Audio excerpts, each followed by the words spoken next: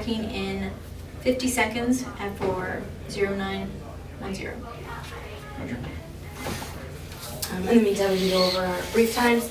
Brief starts at 0900, should walk at 10:15, start up at 10:45, taxi at 11 o'clock, take off 11:15, enter the MOA or 2908, whichever they assign us at 11:30, exit at 12:30, and land at 12:45 in Bay Minette. Our call sign today we're going to be Cat 616. In our tactical call sign will be Yogi. Yogi 1, Yogi 1-2. White you'll be with Nathis, and then we will be Yogi 1-2. All right. That's the way. We don't have a side number, and we know do we have our taxi spot. And we have 5 seconds. 3, 2, 1, hack. All right. Okay, weather NOTAMs. For takeoff over NPA, we currently have the ceilings are broken at 500 and overcast at 1000. We are experiencing winds from the west, 30 degrees variable at 45 degree gusts, coming from 240. If we do manage to take off, the winds up at altitude are from 260 at 60 knots. And we should be experiencing thunderstorms in the area, and there are also 2 SIGMETs floating around us. NOTAMs, the applicable NOTAMs we have them for NPA, Mobile Regional, Mobile Downtown, Pensacola Regional, Bay Minette, Jack Edwards, and Tremont. The only thing we have really of note is if we go to Pensacola Regional, we have the on of NBA been raised, as well as at Bay Mobile Regional for the R9 GPS purchase runway 18. Our on of NBA is 620. And the bash is moderate to low in the areas. Today we'll be doing the NPA 647 out to Bay Minette and the return on the way back. For fuel, our vehicle fuel today is 330 pounds. Our driver fuel is 660 pounds. For our bingo fuel, that's if we ever, at any time, either aircraft reaches 330, we will terminate and return back to our home field, because that way we can land with our required SOP minimum fuel amount. If we ever hit 660, then we'll terminate the maneuver and then execute lead change so we can continue the second half portion of the flight. And accomplish all training. Comms for this plan, for this flight, we'll all each individually pick up our ATIS. Lead will then transfer over to clearance, grab clearance, and switch over and pass it off to us. We'll then move to tactical frequency. Lead pilots will check in on lead TAC, and then we will check in on aux. And the lead will switch over to base and pass off side numbers, which point then she'll switch over to pass up our clearance to us, meet us on ground. Wing will automatically switch to ground after ATIS. And then we'll have automatic push over to tower at the whole short line. And then lead will then go back to base and report that we're taking off. Switch over to tower, get our clearance to take off, which points then tower switches over to departure. And then we'll transition to channel 15 to area 1, and then picking up into for channel 16 for the MOA. Then we'll be up on our tactical frequencies, and then for our auxiliary portion of our flight, we're going to be up on TAC whole time. And then lead will then switch me over, push me off to get ATIS for Bay Minette, 124.175, and then 122.8 is our CTAP. Our primary tactical frequencies, we're going to be using Charlie and Delta, so 303 and 37.0. Our aux tactical frequencies will be 12357 and 12367.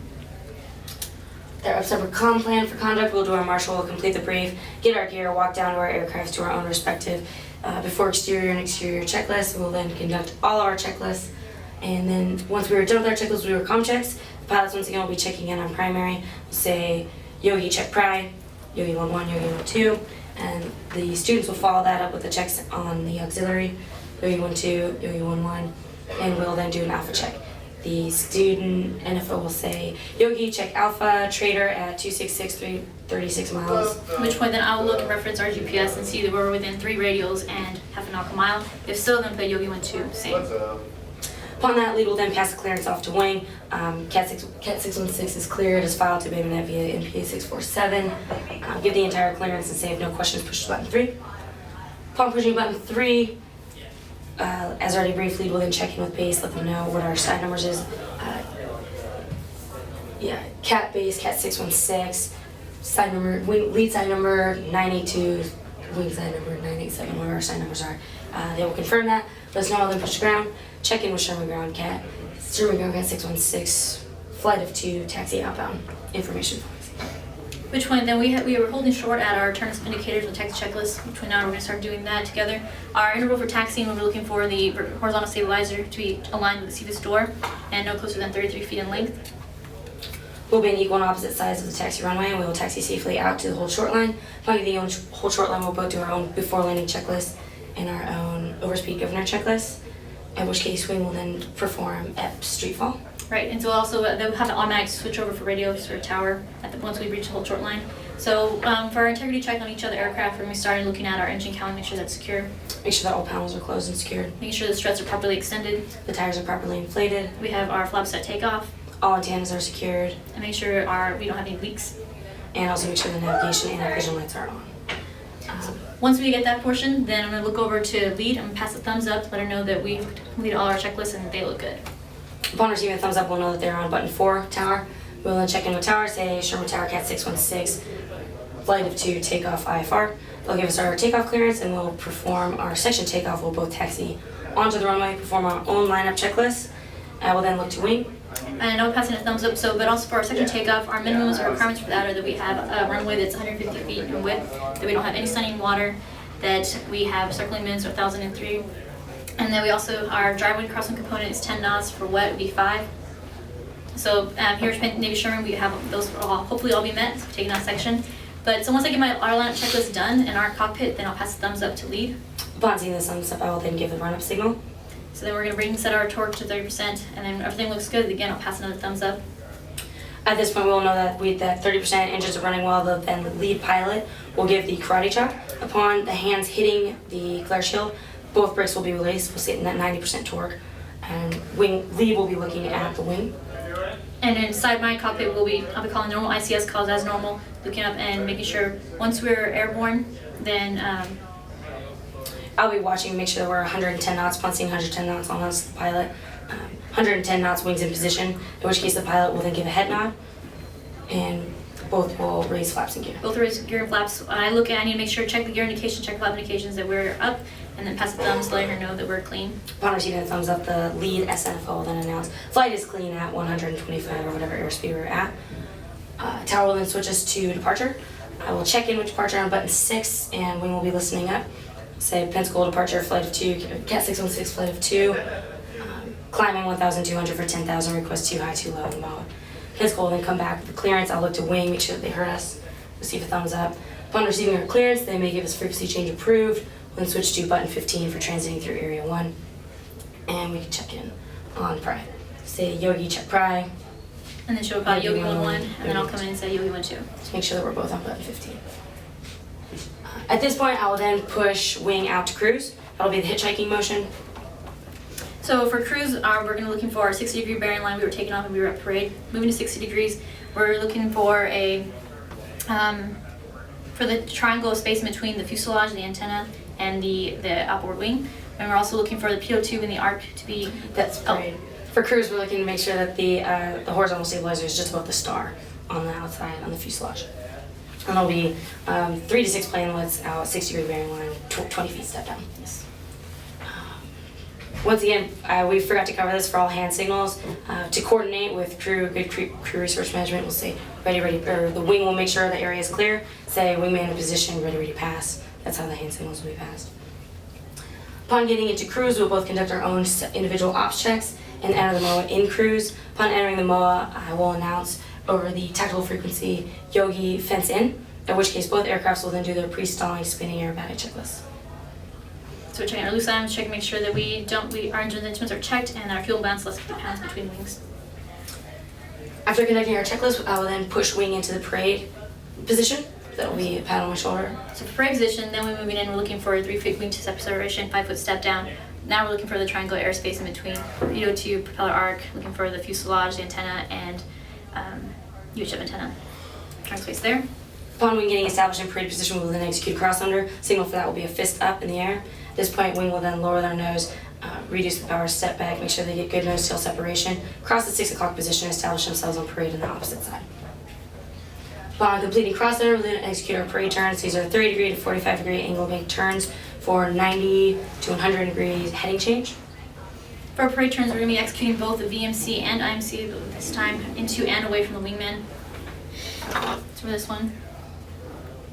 So for VMC turns into the wingman, or away from the wingman will be rotating off their longitudinal axis, off their own individual longitudinal axis. For IMC and turns into the wingman, they'll be rotating off of the lead's longitudinal axis.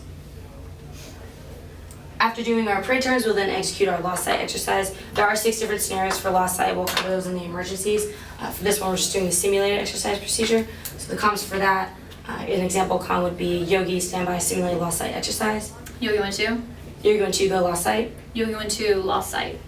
Yogi 1-1, copies, heading 360. Yogi 1-2, rolling out, heading 030, hack. Yogi 1-1, at that point we will then hack our clock for 30 seconds. Wing is rolling out 30 degrees, get that separation, and we'll be executing our climbs and descents. Upon doing simulated 30 seconds, lead will then announce Yogi 1-2, clear back to heading 360. At which point then Yogi 1-2 will reply and get clear back, right up on our original heading with lead's heading. Upon conducting our join up, we'll then do our G-warm. At this point I need to push wing out to the combat spread, and that will just be a signal pushing him out. For our G-warm, we're looking for, first turn will be, so combat spread is 200 feet stepped up, and we want 1/2 nautical mile so we're looking for a white spot, which is representative of our white star. We're also looking for 2 figures in the opposite cockpit. And they should be about the size of the glare shield, or the flash guard for the navigational lights. For the G-warm, at this point I'll then announce Yogi, accelerated G-warm, standby for accelerated G-warm, reference heading 270, whatever heading we're on, that'll be our reference heading. We're in PCO to max. First turns are going to be, these both be 90-degree turns. First turn will be 3 Gs, followed by a 4G turn. At 220 indicated airspeed. So the communication for that would say Yogi 90 degrees, left or right, go. Upon hearing Yogi 1-2. Upon hearing go, both pilots will make sure they turn together. And then, so that'll be 90 degrees for 3 Gs. Then second turn, shoot again 90 degrees to the opposite direction, and pull a 4G turn. Same communications. Upon completing our G warm-up, I will pull, we will execute our breakup and rendezvous. At this point I need to bring wing back into parade position, so once again we'll do that. Also do our fence in. Oh yeah, that's right. Upon completing our G warm-up, lead will announce Yogi 1-1, fenced in, whatever pounds we're at, 860 pounds, good G. And then reply, Yogi 1-2, fenced in, give our fuel amount, and good G. Once our G-warm is complete and our fence in, I will pull wing once again back into parade, so we'll do those pats on the shoulders. Upon getting established in parade position, we'll then conduct our breakup and rendezvous. Signal for this is the same as the run-up signal, it's just 2 fingers with the wrist rotating. Wing will pass the thumbs up, say they're ready. Ready. After doing the run-up signal, upon seeing the thumbs up, I'll then kiss off and execute 180-degree turn. 3 seconds later, then we will then execute our 180-degree turn. Once we're in their 6 o'clock position, we're going to give 2 clicks on our attack frequency. Then we know that we are ready, and then at that point in time, we're going to accelerate. We're going to catch up with them, and lead will then give a wing flash in the direction she would like us to form up again on the other side. We'll establish a 30-degree angle of bang, make sure to maintain airspeed and altitude to allow wing to join up in the rendezvous. After their first break-up and rendezvous, we'll then do a planned underrun. We'll do it again, this time with a planned underrun. So the communication will be exactly the same. Will be the run-up signal, the kiss-off, only this time lead will set 180 knots indicated airspeed. So we're forcing the excessive closure rate. So at which point then Yogi 1-2, we're going to be coming in too close and we need to call it ourselves. So it'll just be Yogi underrun, Yogi 1-2 underrun, and then she'll reply Yogi 1-1 copies. Yogi 1-1 copies, clear back in when stable. Upon executing the underrun, we have the wing will then go underneath the airplane and get established on the perch. So you have the boards. So for inside there, our cockpit will be calling lower level idle board, so we're lowering the nose, rolling for 20 feet separation, blowing the wings there, bringing up PC out of idle, and extending speed brake as required. There's 3 different reasons for an underrun. The first one would be excessively acute, so if wing's pulling out ahead of lead, in which case they need to perform an underrun to get back in proper position. There's acute and close, so if wing is pulling up about even a beam of lead and also getting in too close with the wingtip separation. The third one is excessive closure, if wing's just coming in entirely too fast. Some of the visual indications that we're looking for is if we see this vertical stabilizer and if it's aligned, if wing sees it aligned with the root, the tip of the wing, then we know that we are coming in acute. If the vertical stabilizer is aligned closer to the root of the wing, then we are sucked. Again, all those are signs that we need to execute underrun.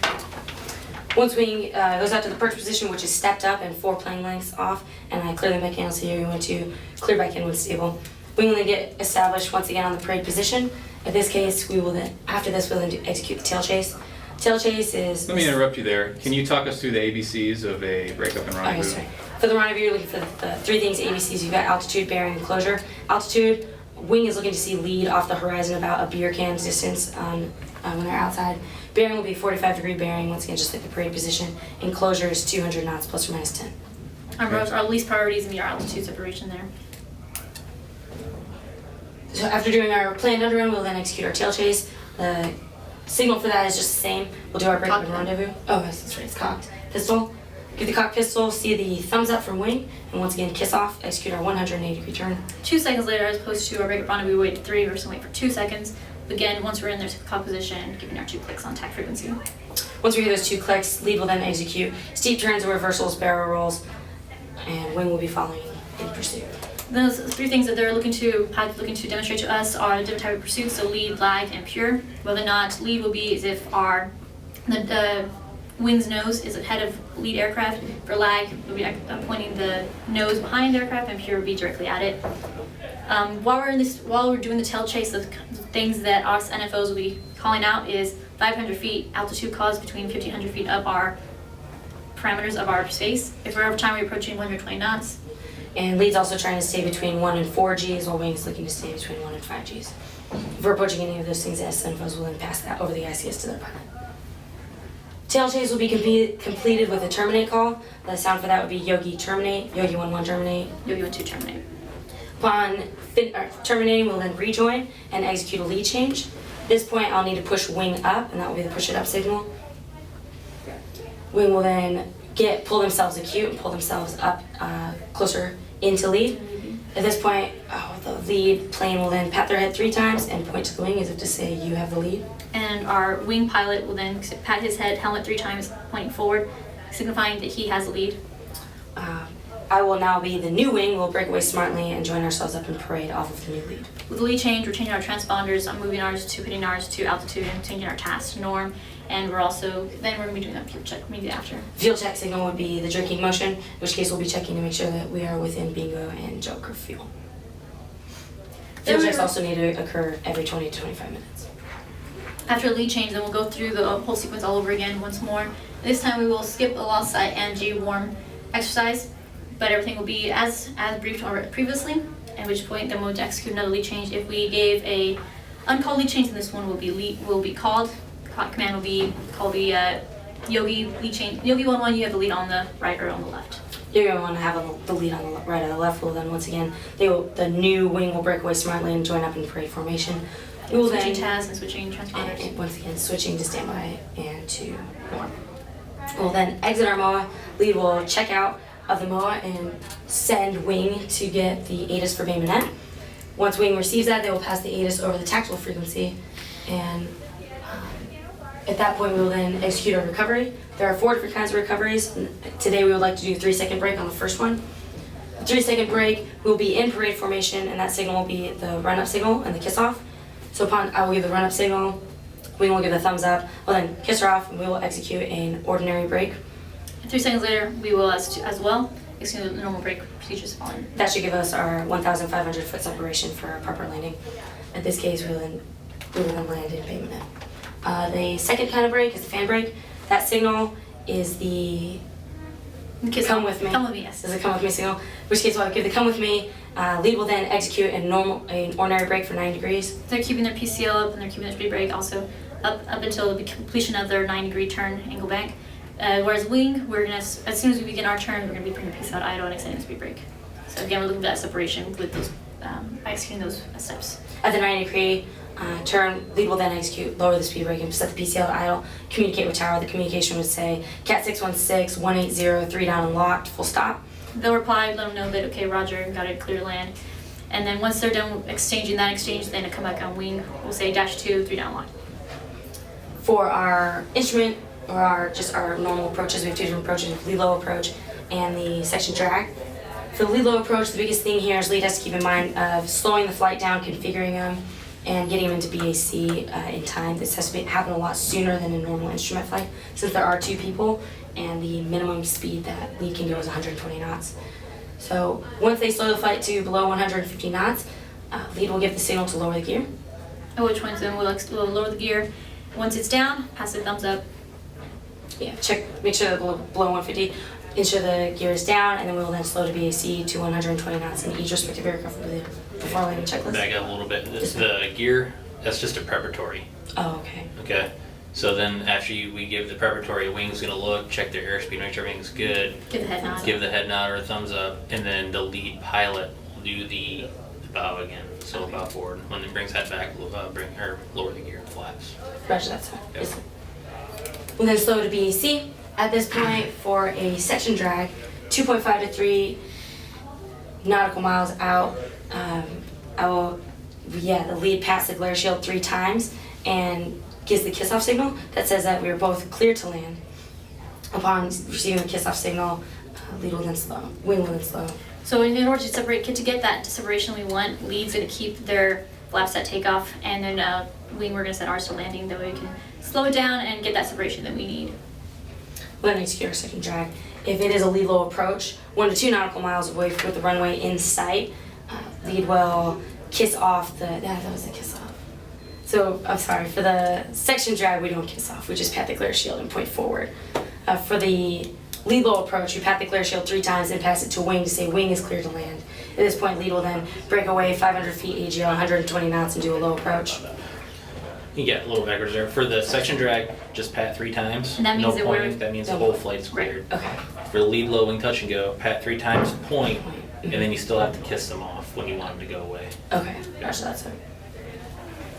Okay, so the Section lead low drag, approach. At that point, this is just for if there is an ordo, but the wing will then execute a touch and go. Lead will establish 160 knots and we'll conduct our rendezvous. There's 2 different kind of rendezvous. There's circling and running. Circling and running, and also our geo rendezvous. So for circling rendezvous, we're going to have 30-degree angle bank setting here at orbit. We're going to be using to our advantage radius turn rates. So lead will be turning at 30, and then wing will be coming in at 45-degree angle bank turns. Taking advantage of the turns. For the running rendezvous, lead will just establish a steady climb, and once again, wing will take advantage of that on the 160 knots. We'll come in. We already talked about the underruns and the signals that we're looking for with the ABCs. For geo, we don't necessarily do this in our flight, but for a geo rendezvous, we're going to set the fix. Leads once they hit the orbit, they're going to call Yogi 0.1, and every time 90 degrees from that fix, they will call it again the position Yogi 1, 0.2, 0.3, 0.4, and set it up in orbit, left-hand turns until wing comes up and establishes. We're able to call them up, keeping 500 feet separation, and moving forward 200 feet lateral. So that covers our recovery. So we cover the 2 breaks and the 2 section approaches. Moving on to emergencies. We'll stop you right there. We got a few questions for you, or at least I got a few. I got a couple. Lieutenant White might have some. For the parade sequence, what's the max angle of bank we can use in parade? What's the max angle of bank we're supposed to use? 30 degrees. 30 degrees, okay. And then let's talk from the tack spread, the G-worm, getting your wingman back aboard now. Are you going to be able to use visual signals from tack spread? If we want to bring them back, we can do the aircraft porpoise, bring them back into parade that way. If it's not good, we don't use our radio calls. Okay, and then so you can porpoise the aircraft as lead, or what else can you do? Just clear back in over the radio. Yeah, you can clear back in over the radio, and that would probably be the best way to do it for this flight. Okay, push it up. You had the right hand motion, maybe just a little, do the push it up. Now, you're trying to get the guy to take the lead, right? So maybe you want to push it forward. There you go, Okay. Push it up that way. And then why don't you guys go through, I don't know if we saw it or not, the visual lead change hand signals. The visual lead change. That's the a 3 three. pats and the forward point to the wingman to say you have the lead. Okay, And then wing pilot then go 1, 2, 3. I have the lead moving forward. okay. At which case the new lead will then break away. And what administrative things do we need to do in the cockpit after a lead change? Switching our Switching tabs and tabs. switching transponders. Okay. And my last question had to do with the section approach. You said no slower than 100 knots, but what is our power setting that we're limited to as lead when you're slowing down for a section approach? I know it's 120 knots is the minimum knot. 20% is ringing in my head. 20 to but- 30%. Yeah, you're right. Okay. 20% torque, and then thinking about climb out. What's our max torque that we can set on climb out? I think you already said it. 90%. So as a lead, you're never going to go greater than 90, never less than 20. Alright, same thing with our G's, our G limits, giving that way wing has more wiggle room to go with, plus or minus. Okay. Alright, I'm gonna back up to the comm plan here. You had us going to the MOA and switching to button 15 on the way. There's no reason to go to button 15 on the way up to the MOA. Okay, we're gonna be with approach the whole time going up there. And then that gets us up in there, and then coming out, you have to have button 5 on there in the aux line to cancel. Okay. Right, so we're just missing that one in there. Everything else looks good up there. Just watch out for that stuff. And you know, we might change things up too when I go to 2908. So that's when you would have to have button 15 in there if you go through there. So this comp plan actually works for the 2908. Is that what you guys were planning on? We switched it kind of halfway through, Okay, Or so this is the exact starters. comp plan you would need for 2908. except switching up. Except Six- 16 would be- yeah. I think exactly. We didn't switch up everything. Okay. So just be careful with your comm plans. Is a thing there. You want to have it down that way. You know, you walk out to the plane and you have it on your kneeboard, so you don't have to memorize it all. No, it's right there in front of you. Okay, so I covered that. Coming down on the takeoff, the section takeoff, we were talking about raising the gear at 110 knots. Okay, as lead, you have to think about where your wingman is. All right, their minimum to weight raise gear and flaps is 110. So if wing got out of position, maybe they're slowing down a little bit. They might not be above 110. So Okay, so you want a buffer. Okay. So what do you think would be good? Wait a couple seconds to make sure that we. Well, what is in airspeed wise? Position. So we want to buffer it, yes, and we give them more 10 time knots. slowing down. Exactly, 10 knots. 120. Yeah, so 120 on takeoff, 120. Same thing when you're coming in for the approaches. When you want to lower the gear, wait till you're at 140 instead of 150. Okay, that just gives you that buffer to make sure wing's in that speed range with you. Okay. Shots, sir. On the cross under, didn't really talk about it. You talked about bringing power F and dropping down. How do we know when we have enough step down to cross under? Looking for the exhaust stacks. Exactly, yeah, exhaust stacks and then that nose to tail, just making sure you're not right underneath them, go under and come back to the other side. Coming out of the lost sight into the G-worm, that lost sight, you want to get that simulated 30 seconds simulated cleanse and descents cleared back to lead's heading quickly, okay? And that's going to push wing out basically to combat spreads, so you're not going to have to push them out once they're already out there. They're already. They're already there. And then you're going to accelerate G-worm, do the G-worm, and then, like we already talked about, bring them back in over the radios. That's all I had. All right. Want to do emergency? For emergency portion of this flight, for board takeoff will be dependent upon whether or not when to recall on the board. Is it before or after the brakes are released? If it's before brakes are released, then the call will be Yogi flight, abort, abort, abort. The keyword is flight, meaning that both aircraft will be aborting and figuring out what it is cause a reason for aborting. If it's after brakes have been released, at which point then the aircraft that's aborting will abort, and the other aircraft will continue on a flight, and we won't call Yogi 1 to abort until we see the other aircraft is cleaned up enough and is airborne. For divert fields, we both have separate ones, just in case the problematic aircraft has trouble on the runway. We don't have two aircrafts then over the same divert field experiencing problems. So leads, well, for my is Mobile downtown. And we're using Mobile Regional, sir. And once again, whoever is the troubled aircraft, if a divert field is necessary, will go to the nearest one, and lead will then. The go to unaffected next aircraft one. will then become the lead aircraft.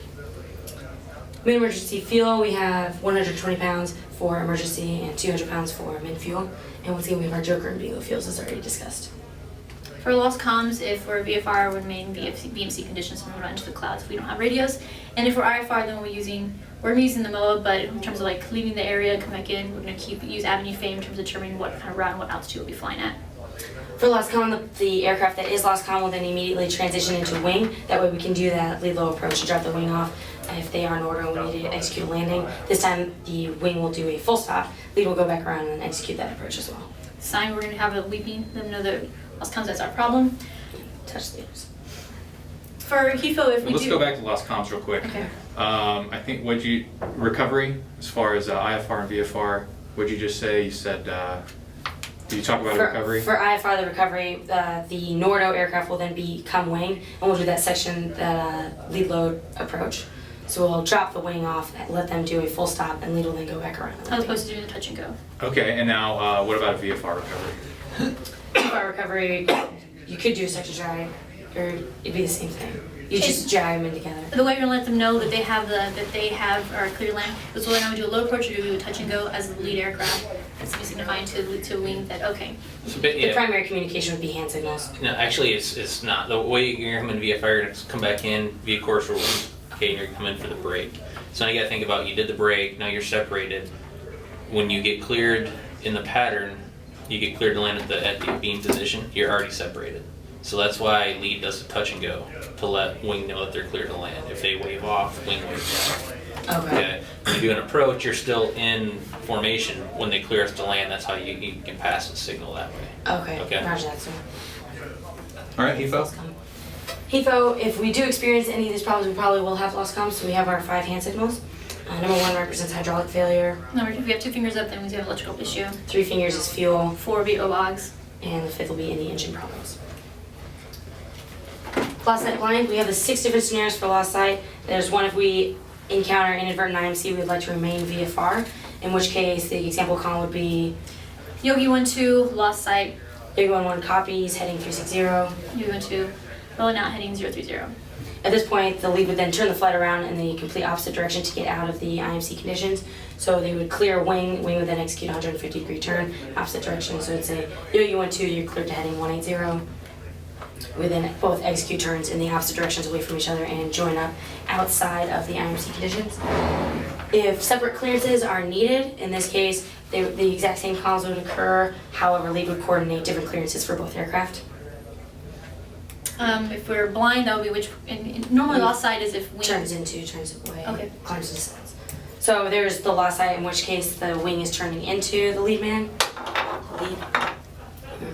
If lead's turned into wing. Wing's turning into lead. Okay, if wing is turned into lead, then we're gonna call Yogi 1-2, lost sight, rolling out, heading 360. Yogi 1 copies, heading I said 36, so. 330. As soon as they establish it, rolling out and heading 330 hack. Yogi 1-2. 30 seconds later, after simulating 30 seconds, then lead will then call Yogi, Yogi the wing back into. Yogi 1-2, you're cleared to heading 330. 330. Turns into the wingman. Then at which point then wing, we're gonna tell lead to roll out, so Yogi 1-2, lost sight, lead roll out. Yogi 1 copies, rolling out and heading 360. Yogi 1-2, rolling out, heading 030, hack. Yogi 1-1, after 30 seconds I then clear back in, so Yogi 1-2, you're cleared back in heading 360. And you have climbs and descents. This will be the same as executed with the turns, however, the lead will continue on to an intermediate altitude or the pre-briefed altitude, and wing will roll out an intermediate altitude. Right, wing will always level out, and whether or not we're climbing or descending, we'll level out, when lead will then continue on. And once we're cleared, and also give us a 30-degree heading change as well. When ready, then lead will then call us back in, making sure ensuring 5 different separation. Okay, and then on the climbs and descents, the reason lead would probably want to continue climbing is maybe they can get out of that IMC conditions. If they can clear a wing up 500 feet below, probably get visual and come back in, right? If you can't, or if you're in the turns and you can't get visual again, then lead's going to have to coordinate that separate approach, right? Okay. Blind. The difference between lost sight and blind is lost sight is if you're encountering some sort of weather conditions and you can't see each other. Blind would just be a temporarily loss of sight. The plan here is hopefully if wing goes blind, lead can talk them back on using clock positions and giving altitude calls. Okay, what if you're both blind? Both blind, then They're both gonna tell each other what our heading is and get that separation. coordinate out different altitudes. And There you coordinate go. and join up. Altitude is the big thing, okay? Because you don't know where the other one's at, so headings don't really matter. Now it's just altitude. Okay, well, if you're not the same altitude, you can't hit each other. So get different altitudes, and then lead can coordinate a spot to join up, and then you do the deal. Yes, sir. Okay. Damaged aircraft made a bird strike. In the case of a damaged aircraft, the damaged aircraft, affected aircraft will determine whether or not execute a control blade check coming to 6,000 and figuring out whether or not continued flight possible, and if not, then whether or not is diverting to emergency field for a landing possible also. Whereas the unaffected aircraft will then become lead and help them coordinate as much as they can. Affected. If we have a mid-air collision, then we don't want to form up again, separate from each other. If we have mid-air with another aircraft again, we don't want to form up either way. If there's a bird strike, same thing as damage, execute control blade check and determine whether or not flight can be continued or if landing is possible. If wing becomes a damaged aircraft, then lead will then become the on-site commander and help coordinate emergency recovery for them. Knock it off, terminate. The main difference here is knock it off is if there's a safety of flight violation or someone in the aircraft has a G-lock, in which case the call will be Yogi knock it off, Yogi 1-1 knock it off. Yogi 1-2. Terminate, that will occur if we just need to terminate a maneuver for whatever reason we hit joke or fuel, or we'd like the maneuvers over, someone's becoming queasy sick, in which case you'd say Yogi terminate. Yogi 1 would terminate. Yogi 1 to terminate. Ejected down airplane, down If aircraft. we have any other aircraft emergency system failure, pulling up PCL, backing up pilot, problem solving, troubleshooting, making sure to see if we can figure out, and then determine whether or not this is an issue that we need to stop the flight, we need to land. Again, just and communicating with the other aircraft, letting them know that we have a problem. And executing with both faces necessary. Ejection down pilot, down aircraft. Once again, if it is our wingman that has to do the ejection, the lead will then become the on-site commander and will coordinate all the emergencies. If there's another aircraft and both airplanes are still in good tact, lead will establish the on-scene commander, start the start checklist, and establish different altitude circlings. In different orbits, and we'll also make sure we're setting up a new bingo fuel, figuring out when it is at which point we need to head back home. We don't want to end up with a limited fuel emergency. If you experience wake turbulence, that will most likely be encountered by wing on either takeoff or landing. We try to avoid this by placing the lead on the downwind side of the runway on both the approach and the takeoff. But if wake turbulence is encountered, we will then put full power and power up and execute a missed approach wave off. Okay, what else as wing do you want to do? So you're going to land on the opposite side as lead, so lead should be on the downwind side. Yes, sir. Where else do you want to land? We want to touch down past where lead landed. Exactly. So as lead, what do we want to do? Where should Land lead? short. Yeah, there you go. Land Yeah, early. as soon as you can get onto that. Yep. So get it down early. That way wing has room to play with and land past lead. For inbound departure, both ways we bring our piece out idle. Piece out Brit. We just execute the bold face, and in which case you'd have to communicate that to the opposite. That could be happening if there's an in-area problem or something happens, you just have an inadvertent departure from flight. In which case the main key there is to communicate to your partner, your wingman. Okay. Do you tell chase rules? Is that, yeah, we can read the tail chase rules. Tail chase training rules, departure spin procedures, scheduled face-to-face brief. Which is in here. Which we've just gone over. Or whether make sure we're in daylight to meet BMC, and this is after 30 minutes after sunrise, also 30 minutes prior to sunset. We have 5 miles visibility, and we're not executing no maneuvers through cloud layers. Our decks, our hard deck is 6,000 feet AGL if aerobatic, soft deck 10,000 feet AGL. We're gonna have no sustained slow flight, no high AOA maneuvering below the soft deck, and no less than 100 knots and 15.5 units. Configuration changes are not authorized. Com requirements, all aircraft must have operable common frequency, which we've already gone over, and ICS for multi-crew. Prior to tail chase, we're going to execute a G warm-up and we'll make sure that we're all in good physical health for that. Collision avoidance, 200-foot bubble around all aircraft at all times. If lost sight, transmit blind and remain predictable. Other aircraft shall acknowledge with visual continue or knock it off as appropriate, providing directive comm is necessary for safety of flight and ownership altitude in thousands of feet. Once sight is regained, transmit visual.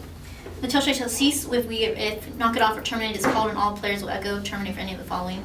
We will terminate if we have the trail aircraft reach the point forward of the lead aircraft's line or beam, if either aircraft's airspeed drops below 9 knots or a brief joke or fuel is reached. Knock it off for any of the following: interloper, number 1, interloper, number 2, departure spin, number 3, G-lock, number 4, minimum altitude broken, number 5, Nordo, number 6, overstress, overspeed, number 7, bingo fuel, number 8, inadvertent IMC, number 9, loss of situational awareness, number 10, unsafe condition emergency, number 11, approaching training area boundary, number 12, training rule violation. All right, singles briefs? Yep. Let's do it.